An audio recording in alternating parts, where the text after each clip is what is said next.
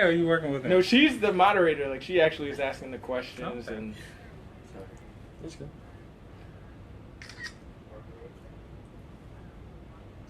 I'm gonna take one with Snapchat just because it's a better camera. But actually, You have the app on there? yep. Almost tempted to just look at his camera. Alright.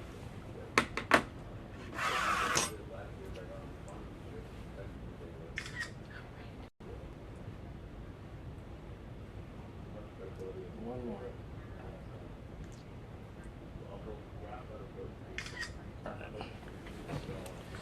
Hey. I think we're live. There we go.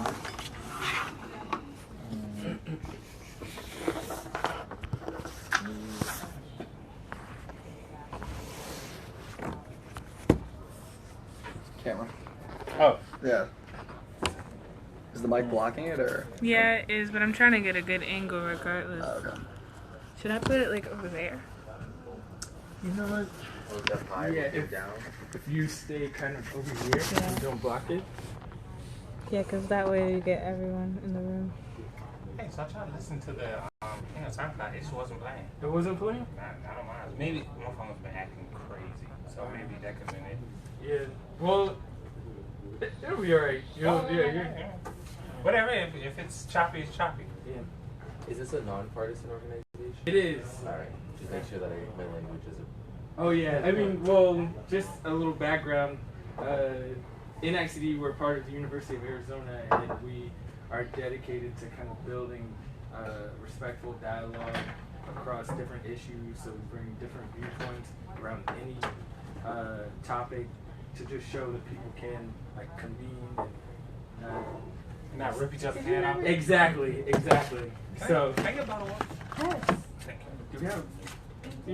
I don't know if I have an empty one. We have glasses. We don't have any more bottles. Oh, I had these set up Can for the. you log in? I forget the username, but I can get you some water. Oh, thank you.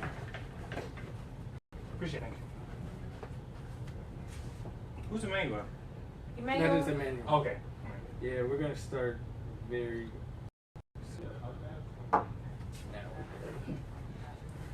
And the garage is full. It was $4. Full. Oh, Which it was for. it was like $4. Here's 5. Valet, please. Oh, yeah, around here. Yeah, they get packed real quick. So I had to park like on 17th Street by. Man, I had to park a while. I had to park kind of far away. That's what it took me so long to get.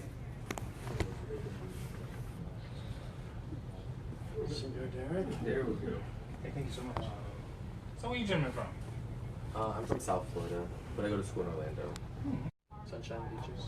That. El Conquistador Resort. Yeah, that's a nice. That's Yeah. nice I got nothing but good memories from that place. I remember room service and Spy Kids 2. area. Do you not see me? Can you move over just a little bit? What else is there? From New York. Okay. Yeah. The city or the Nah, the Burbs. America? Yeah. I think New York. Like, New York is much more than just a city. I think New York's pretty overrated. I don't know. I like DC a lot. Man, you don't reckon it. Could be, Oh, you this is can't be saying bad. it. Like, you're a native too? Now I can Yeah, talk yeah. smack Now about I'm on the mic, so this isn't good. Oh, God. What about you? I'm from Pittsburgh, PA. Okay. City of Bridges? Yes. Yeah. Yes. Are The there real really golden bridges? arches. Are there really that many bridges? Yes. It's 1,000, I think, Yeah. right? It's a lot. Yeah. I don't know the number. It's like every few blocks you're crossing some type of bridge. Yes. That's ridiculous. No, it's great. It is. It's like who the hell would build this city? Like, Yeah. I don't think people would think about that. Like, you know. It's a beautiful thing. It's a beautiful thing. We are going to start. Good. All right. Well, I want to say welcome to you all and thank you so much for coming. And to those of you who are listening, this is the Millennial Impact Podcast by NICD Chat. And basically, it's coming full circle. We just had a podcast about unpacking politics. And so this one is going to focus more on what millennials do now in the world today, whether it be leadership focused, politics focused, internship focused, whatever you feel as though millennials are doing. That's what we're going to be discussing today. And for those of you who are tuning in, you can send us your questions. We'll try to answer them towards the end. But what I'm going to do is start down the end with Kevin, and you all can go and introduce yourselves. My name is Kevin Westfield. I'm from South Florida. I go to school at Valencia College in Orlando. I study political science and women's studies. And I'm in DC as an intern for the National Association for Latino Appointed and Elected Officials. I'm Emmanuel Castro from Puerto Rico. I go to Emory University in Goal, Atlanta. And I'm interning right here in the National Institute for Civil Discourse. And I really just follow the whole civility campaign and some shameless advertising with live civility. That's hashtag before that. Hello, my name is Jeff Naft. I'm from Yorktown Heights, New York. I'm going to be a rising senior at Georgetown University. I'm on the board of the Georgetown University College Republicans. I'm the president of the Alexander Hamilton Society. And this summer, I'm interning for ABC News. I'm happy to be here, and thank you guys for having me. So yeah. Hey, I'm Sir Derek Fantomath. I'm born in DC, raised in South Carolina, local entrepreneur. And just everybody, so I'm happy to be here with you gentlemen. Thank you. Awesome. And I'm sorry I didn't introduce myself. I'm Brene Hill, and I'm also an intern here with Emmanuel at NICD. So we're going to go ahead and get started. As I explained before, I want you all to make this as personal as possible. So my first question is, what does the millennial generation mean to you? And whoever wants to start can start. Emmanuel, how about you? All right. Right to it. So the millennial generation refers to Generation Y, which started mid 1980s and ended 1990s late. And there's a sort of perception that goes along with just that definition that I just gave. And it's there's several. It's very subjective. You have the one where you have older people that look at millennials as lazy and entitled little kids with their iPhones and whatnot and headphones plugged in, not listening to you. Us as millennials, activism is such a thing among college campuses or even just among like urban life. And that's just because of the, I think one of the biggest influencers and things that have led us to this level of activism is social media.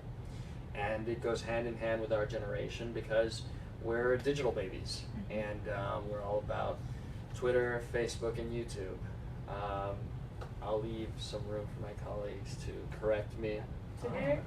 Yeah, I think what millennial generation means is that we're the future. We're the people that's going to inherit the earth, and it's really our responsibility to make sure that from this point on, that the earth survives.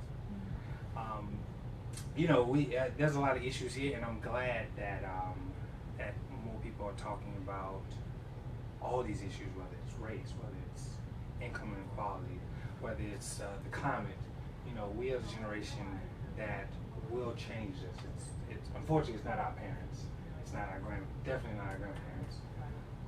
That's going to really change it because they're older and they're worried about retirement. So I think the millennial generation to me just means that we are the future of humanity. Jeff? So I think there's a really great quote, to much is given, much is expected. And so kind of build on Sir Derek's point, we are the future. There is so much at stake right now. There are so many things that have to happen. But already, it's 2016, we're on the brink of getting a first female president elected. We've already had our first African American president. There is so much progress, so much rapid, grand, sweeping social change. And so I would say that when I think of the word millennial, as a millennial, I think of progress. I think of exponential growth. I think of a lot of things happening, and I think we're going to unpack it. Hashtag unpack politics. I think we're gonna move on to a lot today. But I think a really interesting quote says, "Where you sit determines where you stand." Your background, your culture, how you were raised, how you were brought up, that influences who you are, and that's going to contribute to your identity and your whole worldview. And so I think that when it comes to millennials, I think something that we're struggling with right now is we are struggling to find an identity. We are all millennials but we don't collectively see each other as millennials. There are subgroups and sub-pockets, and I think we're going to get into that.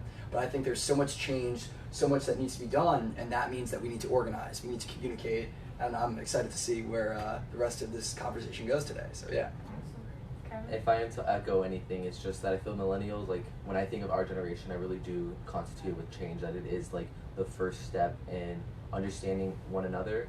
I feel like we're the first generation to really know what it means to be empathetic towards everyone and really see everyone's side of the story. I feel right now we are in massive turmoil, but in the long run, we very much are like in hands one with one another, trying for a collective change, for progress and equality. Right. So thank you all. So to go back to kind of what Jeff was saying about identity and finding that, what is some personal stories or people in your life that you can say have allowed you to be here in front of us today, speaking on behalf of the millennial generation, or speaking on behalf of the change or the progress that you all were speaking to? Like, what defines your success as a leader, as an entrepreneur, as an intern, whatever brought you to this moment? Like, who can you credit that, or what can you credit that to? It's a heavy question. Or whoever wants to go. That's a good question. I would have to say, I don't want to get too sappy or too emotional, Yeah. but I would have to say my mom and dad. Easy. My dad, he's been a teacher, a special education teacher for over 30 years. He works with children day in and day out. I was walking here today. I was calling him on the phone. He was giving me some advice. I would say I talk to my parents every day, and I would say I would not be where I am today or who I am today without my mom and dad. They're so supportive, and I'm honestly, like looking back, I'm just so grateful to have them in my life. So I would say for me as a person, I think I'm defined by them, and I think that they've defined me. So yeah. Yeah. No, go ahead. I think I'll say the same. I mean, it's definitely, I have a single mom, so like she was there for every single thing, you know, no matter what. She was always the male role model you need. So I definitely am so appreciative for her, because she's given so much of herself and her life just to me and my two older sisters. And just like the friends you make, especially coming from the areas that I come from, you just make such a great community and family who's just always so supportive. So it's definitely just my mom, definitely, and then just the people I've met along the way that have just sticked around and been that constant support system. I don't know. My experience is a little bit different. Yes, I want to say my mom who raised me. I mean, because she allowed me to be just really free in just my thoughts. Like you know, she pushed me to be better than everyone that was around me. But yet at the same time, keep me very humble. You know, unfortunately, she passed early on in my life. But I think I have to also contribute my success to, you know, the people I didn't want to be like, and then the people I did want to be like. And it's a whole list of people that, you know, could probably take up this entire paper. But I just think just the experience of just living and being on your own and just meeting people you want to be like, people you don't want to be like, and just open conversation and just open just to that experience. If that really is a weird way to answer your question, but that's just my personal experience. Thank you. All right. In my case, I would definitely identify my parents, my family, and my friends as all very good supporters that have just helped me out and get to where I got. But and definitely in development, they had a big role. But I reached a point in my life, early teens, where I realized I definitely had a problem with drinking. And frankly, the only way I got sober was through God. And I think that looking back, you know, then and now, one of the, I guess, yeah, I'd attribute it all to him, because I just don't think that would have happened any other way.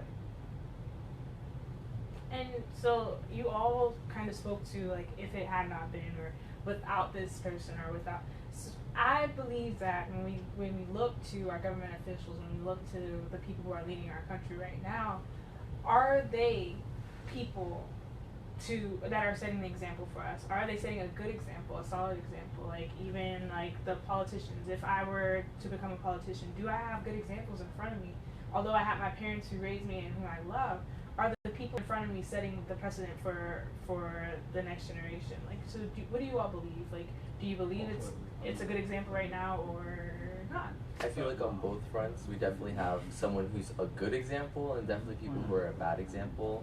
As a large proponent of PC culture or political correctness, the idea of just always extending respect to everyone you meet in every culture and every sex and every race and every group under the sun, I feel like a lot of politicians are trying to allow people to be removed from that. This is just common respect, it's just common decency to always speak with someone with the utmost of just respect. It's just, and a lot of politicians are trying to take away the validation of that source, that sense of just we're not entitled to say these words or to say these things just because we feel that way. And a lot of politicians are like, well, we have freedom of speech, and you have to remove freedom of speech if it takes away someone's liberty to life or someone's right to just being themselves or being who they are. And a lot of politicians nowadays are just trying to find this like middle ground that isn't really the middle. So I would say that I'm glad you brought up this question, because I was out to dinner with a friend last night and we were talking about this exact thing. Can we list politicians as role models? And the way he put it was, I've never found a candidate or a politician who I began to idolize who didn't let me down in the end. And so I think that something we see today, whether it's Hillary Clinton being the first female president and then having the scandals that surround her, or Donald Trump being the first person ever elected president who never held political office or military office, he is a brash and very, braggadocious individual who said a lot of inappropriate and hurtful things. So I think the reality is that the two leaders of their respective parties are people who a lot of people on both sides, within the party and on the other side, don't really respect, don't really want to see in power. So I think that's something that needs to change. I think that being politically correct, being appropriate, being respectful, being decent, treating someone as a decent human being is something that everyone's entitled to. But I think the reality is that we, as a culture, have these very large margins and these larger-than-life standards, and it's very hard for people to rise up to the situation and to be perfect, to be well-spoken, to have this great life, to have this great story without having these personal flaws on the way, which would let them be good role models for us. I would say no. I would say no. Look, and the reason why is because there's the average senator, congressperson is like super wealthy, and are generations removed. Oh, maybe removed from their average constituent. I think also I think that they have compromised. I think that they've compromised really what they're supposed to be. So I mean, you can argue, the issue of money politics, or the wealthy being, running the country and everything. Whatever it is that you want to make that be the base of your argument. I just think that personally, I think that they've compromised way too much. They've gotten comfortable in power, and really, when you think about it, we don't have really any grassroots candidates, any grassroots politicians in there, because the only time you'll see them is when it's time, when it's like almost election time. That's the only time you see them. But then at the same time, people aren't holding them accountable. Now maybe that could be because we're all scattered brain, and and unfortunately the millennial generation is focused on education, career, and stuff like that. And then it's kind of like, because life really hasn't hit them, in the face, or at least that part of life where, these policies really affect me. So I should probably have read into this person's policy views before I went out and voted, or didn't go out and vote. No, I don't think. I think you have very few politicians that are good examples, but for the most part, they all are part of the issue. Right? So to be clear, the question was, are there any role models right now available for us millennials just working our way up? Right. I think it boils down to what you want to see. You could take a cynical perspective and say, there's corrupt politicians, You got Twitter wars. I don't want to pay attention to this. This is irrelevant. But for me, like the people that I look up to, it's not, it's not Obama, it's not Trump. It's more like the average person that does, he puts his little grain of sand to make the world a little better. It's that guy that, you leave your wallet in a cab and the guy stops and is like, listen, you left your wallet. That is what I look up to. Someone that could have taken advantage of something fairly simple, and he didn't, for whatever reason. And I think that is the real role model that at least I try to subscribe to, and I like to be an optimist about things. So there are really two sides. There's like the optimistic side and there's the critical side. And I feel the people speaking on behalf of the millennial generation have that critical side most of the time when they're speaking to what we do, what we say, and how we act, and how active we are in society.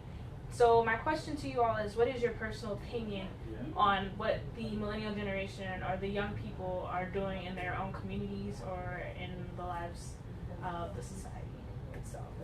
I mean, back home, I'm a large proponent of civic engagement, and I feel every college student has a duty.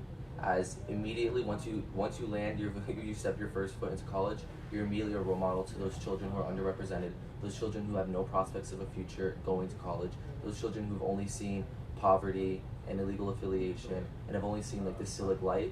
As like I back home, I am a mentor. I do like speak to students at my school, telling them why they should volunteer at different elementary schools and middle schools and high school throughout the county, because it's so essential as millennials, as the people who are trying to be the forefront of change.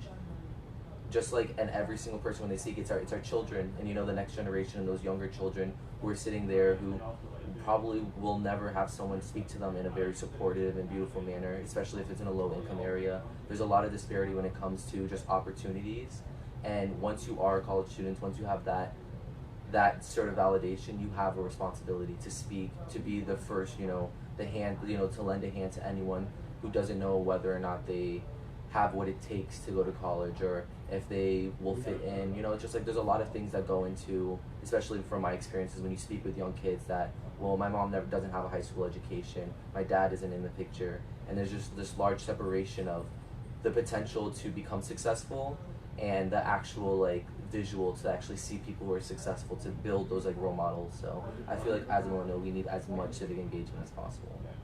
I would say that back in the 80s and 90s, if you went to college, you got a degree, you get a job, you could work your way up, and you would get some degree of success. And I would say today, for millennials, you go to school, you're burdened with student debt, you're working really hard hours, maybe there's an internship you want to take, but it's an unpaid internship, so you can't afford to live in the city. Maybe you're doing a work-study program at your university, and because you're working and you're making minimum wage, it's taking time out of your studies, so you're not going to have the highest GPA. It is taking time away from you going and networking and going to intern. And so what I think is that so many people think, oh, just because there's a camera now on the front of your phone and you want to take a photo of your face and send a Snapchat or a selfie, that makes you narcissistic. That makes you really into yourself. When in reality, millennials are some of the hardest working people I know. We're working long hours, we're interning, we're going to events, we're trying to do it all. What do they say? Like good grades, sleep, a social life, pick 2 out of the 3. Yeah. And so I think that the problem is, at least for our generation, it's not that we're not working hard, it's just that we can't make it to the next step. We can't rise up, right? You're gonna wanna, get a job, you're gonna wanna make good money, but the reality is, how do you get there? Right. You can get a business degree, but if all you're doing is taking on debt, by the time you get this job, you're gonna be $100,000 to $200,000 in debt. How are you gonna rise up? And so the way I think of it is that mentorship, getting jobs, getting letters of recommendation, investing now so that way it pays dividends in the future, doing the grind.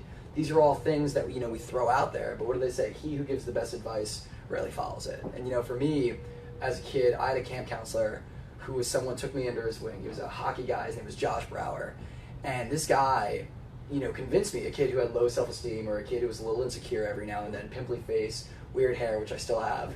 He said to me, he said, you can go out and you can skate. And I had no idea skating and hockey.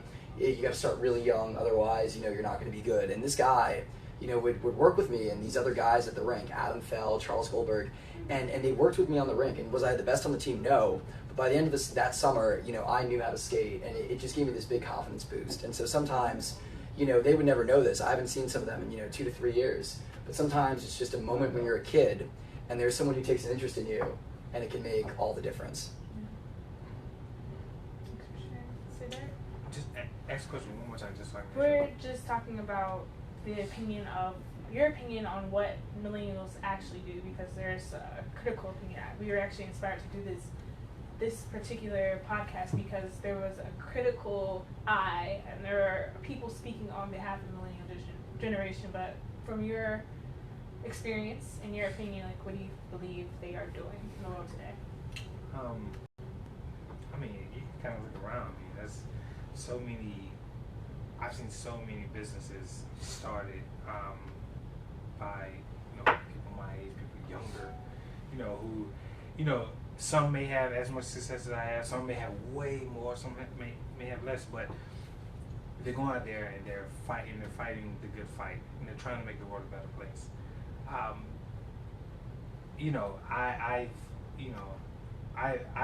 employed a lot of people in the 8 years I've been up here, and I feel like I've changed a lot of lives. But yeah, really, a lot of them have changed my lives, because especially when you're an entrepreneur, 9 times out of 10 you have no idea what you're doing. Especially because I only went to college for a semester and everything, and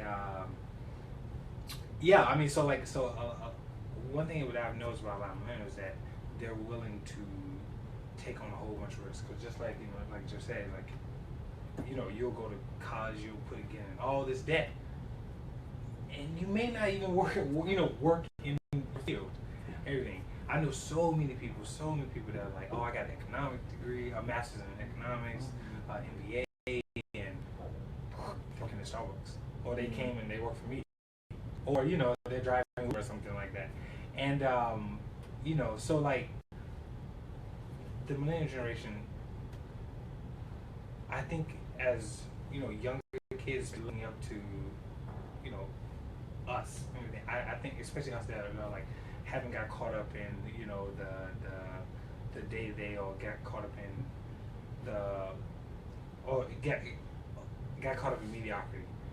I think that the younger kids are looking up to us, and it's like, okay, I want to be like that. And I think, yes, definitely it's up to us to really go back to where we are, or go in, like in DC, there's so many places you can go where it's like low income, and you really, just be a helping hand, just be inspiration, just go in there and just play ball, with the kids, and talk to them about, hey, what are you gonna do, when you graduate high school? Are you gonna go to work, or are you gonna go to college? What do you want to do for a living? That's always the question I always ask, young kids. Hey, what do you want to do for a living? And then I'll take out the time and I'll, try to talk them through how they can, go to college. There's so many programs by which they can, pre-study for the SATs, and just it's just so many things that I think we as millennials have been doing to have the next generation rise up as well. And so hopefully that answers your question. Perfect. Did you have anything you wanted to say? So in my team's adventures, they took me the path of this wealthy Turkish banker. His name was Zeki, and he'd tell me, Wall Street, back in the 80s, all you had to do was show up with a high school diploma and you could get a job. And that was a reality. A couple of years ago, maybe 20, 40 years, a high school diploma was it. With that, you could go into the workforce and make enough money to support a family. Now that's just not a reality for the most part. Most companies require at least a college degree. And the market for undergraduate degrees has gotten so saturated that now a lot of people are doing grad school. And in Europe, they're seeing a much bigger problem in the inflation of grad degrees even. So this has led me to believe that we work harder, It's not just high school and work. It's college, work, and then maybe a master's. We do work harder. That's what I think. Well, I think it's catch-22. Can you talk more about that? I mean, you know, as a guy who doesn't have a, you know, I've worked since I was 14. Like I, you know, and I've had my own, you know, business ventures and everything since I was 8. So, you know, I've always experienced, in my opinion, have always trumped, you know, degrees. So you know, I again, like I said, I've seen so many people and a bunch of people work for me who have degrees and way other other issues, and then they can't get a job now. And I think it's catch-22 because, okay, like I have a friend, for example, he spent $200,000 to go to Georgetown to get his master's degree in finance. Yeah. Oh no, I'm sorry, economics. He ended up he ended up not being able to get the job, Yeah. and then ended up getting recruited to a company where you can build your own company within it, and then ended up doing that. And he's like, man, if I would have known that I could just get an insurance license and just go out here and beat the pavement and recruit people and just really figure it out, I would have done that. But now he's like 200,000. Then at like 5% or 7%, well, whatever the interest is insane. Yeah, no, it's crazy. Ridiculous interest rate. Yeah, no, it's insane. Yeah, and everything. And there's been so many examples, like especially when I talk to people and they're in college or they just are post grad, and I ask them, oh, are you working in your field? Literally, I typical probably 4 would be like yes, and I think that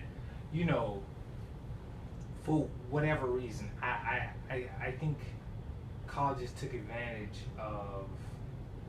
I just personally think colleges and universities took advantage of people. Because I mean, if inflation is like 3%, 2-3%,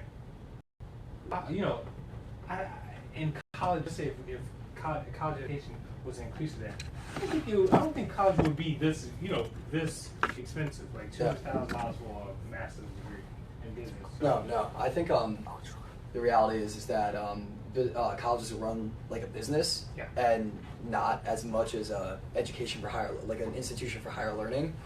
And so that when that happens, and they make it for profit, people who have money are going to get, a seat at the table, and people who don't, it's more difficult for them, to get these degrees. And then sometimes, like you said, they don't even matter, especially in the field that you want to go into. Yeah. I feel like that plays a large role though, because our parents' generation very much, they knew once they get a degree or once they got a college, high school education, they were going to get a job. Like they were going into their field. Like that was like just a thing. Like there was no transitional period. Like a lot of students go in with that mindset, but don't understand that you need to intern, you need to network, you need to communicate. That college degree, a piece of paper, immediately titles them to a job, and it's like no, because if you're just sitting in your dorm, passing with A's and B's, not doing anything, where do you think the job's going to come from?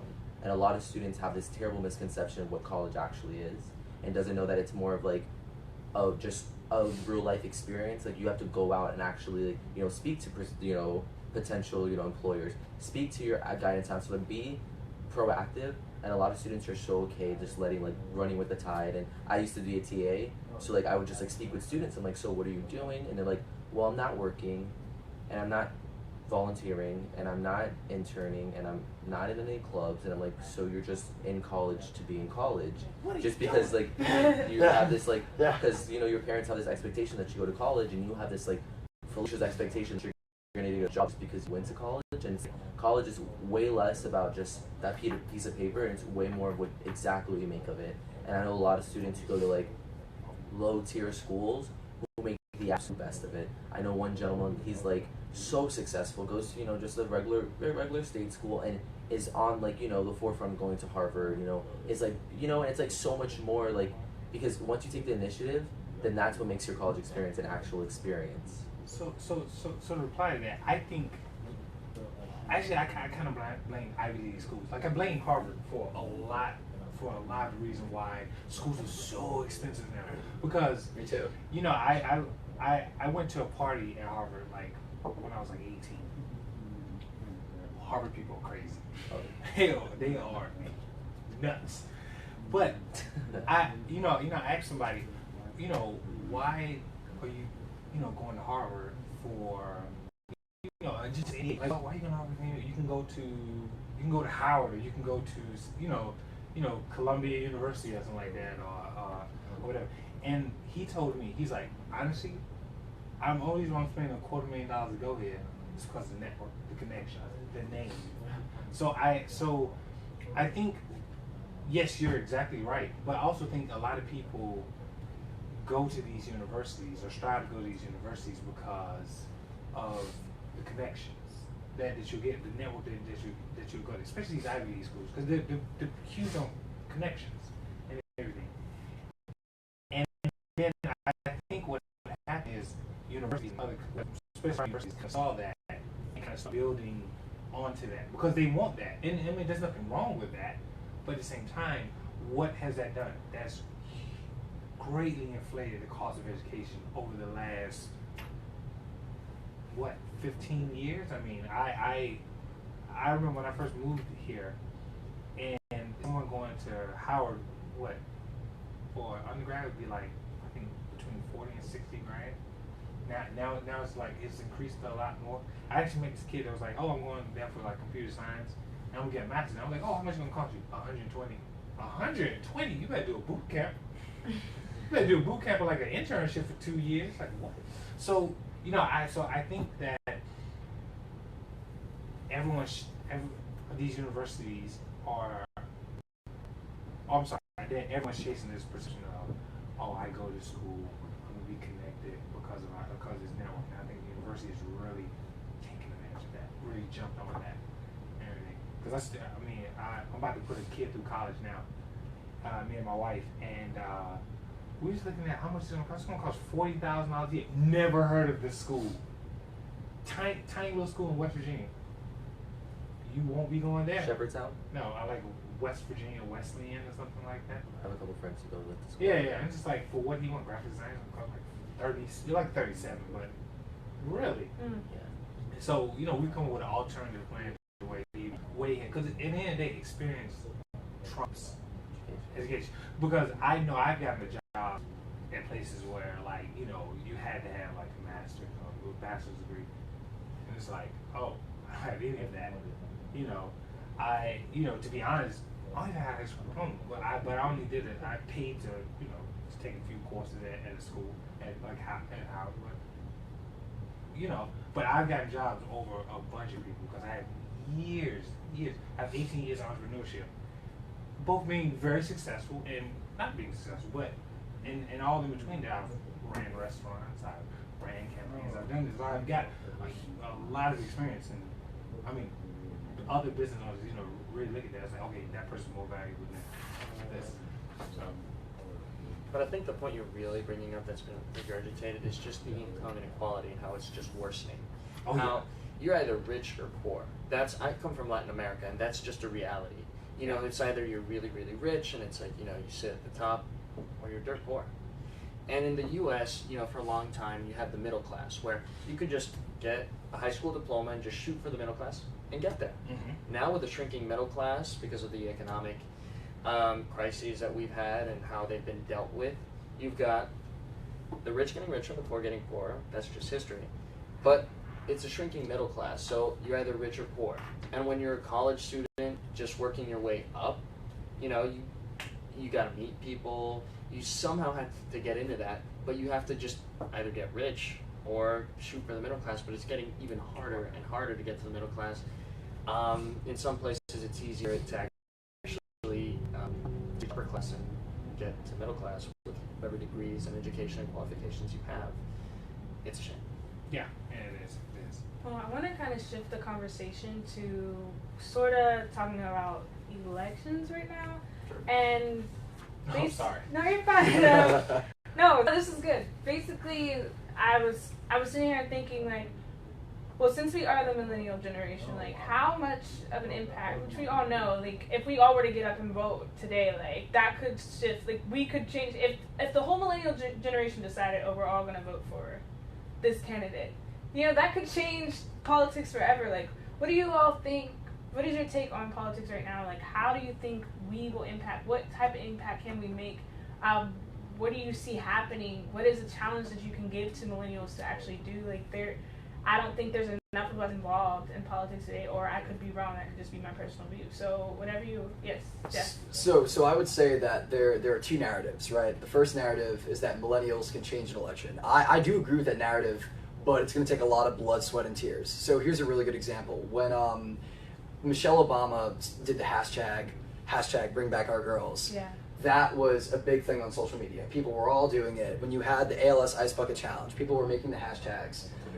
Coney 2012. Thank you, Joanne. I appreciate that. And so the reality is, like, you can do a hashtag, you can make a social media, slogan, but the reality is that's not enough, right? If you want to help combat Lou Gehrig's disease, you have to donate money. If you want to go out and start a campaign, you can't just make a hashtag. You have to be willing to be a grassroots activist. You have to door knock. You have to stand outside in front of your supermarket and collect signatures. You have to phone, you have to call people. You have to canvass. You can't just make a hashtag and say hashtag Donald Trump or Donald Drumpf and hope that that's enough. You got to go out there and you have to call people and you have to say, hey, this is what we are advocating for, and this is why we want your support, and this is why we want you to join the movement. And so I think another really good example is Black Lives Matter. They are an organization that has a hashtag, that protests, that does actual events, but when they go out, not only do they disrupt and not only do they try to dismantle like institutional racism, but they actually work within the system. You can't just be someone who's canvassing and caucusing and making hashtags. You have to be working with elected officials to be passing laws and doing these things. So not only are they campaigning, they actually have another angle, the second part of the narrative, which is what do we want? What are our demands? What are our goals? What are our expectations? And how are we going to go there and achieve this? So going back to your earlier question about the election, there are 7 swing states: Florida, Colorado, Ohio, Virginia, Pennsylvania, and Michigan. So if you want New Hampshire. So if you want to change, we've got red states and we've got blue states. There's 7 purple states. If you don't want Donald Trump to be president, if you want Hillary Clinton to be president, call your family in Florida, call your friends in Ohio, find people who are registered independents who are going to be elected, reach out to people, send them a letter, work with local campaigns, and go out there and reach out to these people, and that will sway an election as the millennial generation. I feel like on that note, the millennials, when it comes to election, we are very ambitious, but we are also very jaded in what it actually takes to become, to make changes. We are so accustomed to just this immediate, this is gonna happen, and we think for some reason typing something on social media is large, impactful, representation of what you believe in. You're just this funny idea. It's that's not how things work. A lot of millennials, and I'm sure I've been, I've done it myself, where I'm just advocating for something via social media or just via speaking instead of actually, contacting this organization, asking how I can get involved, asking how I could be the next volunteer that actually does something, because one call and one step and one door, all these things are so large. If we all were to do one call or one door, then it's just millennial generation doesn't understand, probably the previous generations, how, there wasn't this mass communications. You had to go out, you had to do face-to-face, you had to make it known on a more personal level. And we're so detached from, we're so accustomed to these disgusting fatalities or these things that are happening overseas. When we watch a video, how desensitized are most of you when you watch these horrific times that you could witness and you just don't feel the same source of just disgust we should. Of course we're all upset and we're all riled, but it should be starting this massive movement that we should be all calling and harassing for in lieu of a better term our governors and all of our local representatives and saying how can this change, how can we enact change. But we think that somehow social media is akin to grassroots, and that's just not the case. Well, I think, okay, so you're right. Now, I've never really agreed with protesting without just protesting. Because that it doesn't do anything. Us marching and doing stuff like that, but not actually, contacting our congressperson or something like that, and actually thinking about policy. Just like petitions. Petitions are worthless if you don't file for it. Change.org. Most of those things don't go anywhere. They're just it's kind of it's not we brought up this issue. And what I think now, you're right, we are desensitized.